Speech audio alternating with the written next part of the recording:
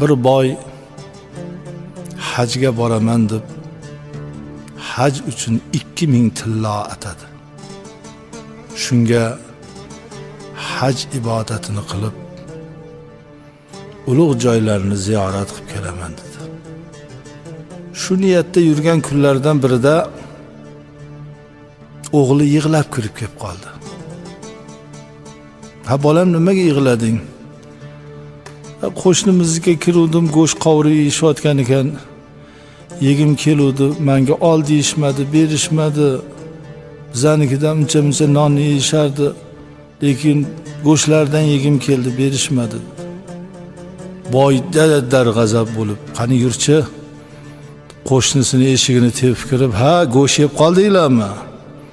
Shu bolani qo'yni ketibdi go'shinglarga, uyda shuncha go'sht tursa ham, bir-birda berib qo'ysanglar nima bo'ladi?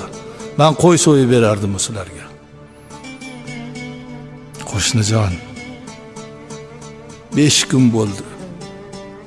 Bolalarim bir-birda narsa totmashgan. Bolalarim qarasam ochlikdan o'zlaridan ketishyapti.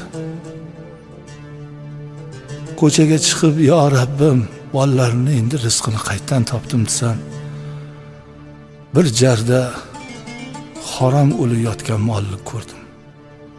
Allohim, menga va bolalarimga bu narsa halol. Bo'lmasa holimiz tang dedimda, o'sha harom o'layotgan molni go'shtini kesib olib kelib, qovurib bolalarimga yediryatuvdim. Menga va bolalarimga halol edi, lekin sizni bolangizga harom edi." Boy aytdi, "Eyvoh! Allohim, qo'shnim shu holatda-yu, men 2000 tillo bilan hajga ketyapman. Uyiga kirib 2000 tilloni oldida qo'shni bu yoqqa keling." Qo'shnini turg'izib qo'yib atrofida qo'liga 2000 tilloni berib, "Labbayka Allohumma labbayk" tavof qila boshladi. Tavofi Baytul Xalil kori oson است. tavofi Baytul Jalil kori mardon است. Ibrohim Xalilulloh qurgan Baytullohni, Ka'bani tavof qilish oson, puli bor odamlar borib tavof qilaveradi, imkoni borlar. Asl Allohning uyi mo'minning qalbi bo'ladi.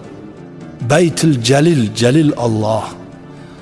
Allohning baytini, uyini, mo'minning qalbini ziyorat qilib tavof qilish u mard odamni, saxiy odamni, iymoni mustahkam odamni ishidir deb shu so'zlarni aytib tavof qilaverdi. Haj vaqtim kelib hajga borishdi. Odamlar kelishdi. Qo'shnisini tavof qilganni, "Ya, siz qanday tez keldingiz bizdan? Sizni tavof qilayotganlaringizni, Arafotda ibodat qilayotganlaringizni ko'rdik, lekin yo'lda ko'rmadik, bizdan oldinroq kelib qolibsiz. Hajiz muborak bo'lsin" deydi. Azizlar, ba'zilar 12 marta hajga borganman. "Ya, biz 17 marta bordik" deyshadi. Bu nima bu? Hisob qilib Allohga o'tkazishmi? Yo o'zini shunchalik zo'r deb bilishmi? Bir marta bor, puling bo'lsa boshqa odamni yuvar. Yo bir g'arib yetimga kori xayriga ishlat.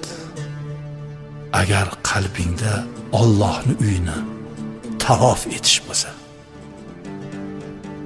Allohning uyini, mo'minning qalbini tavof qilish Rumiy aytganlaridek har kimning qo'lidan ham kelavermaydi. Allohim hammamizni bir-birimizga mehrlik, oqibatlik, yonverimizdagi qo'ni qo'shnilarimizga qo'limizdan kelgancha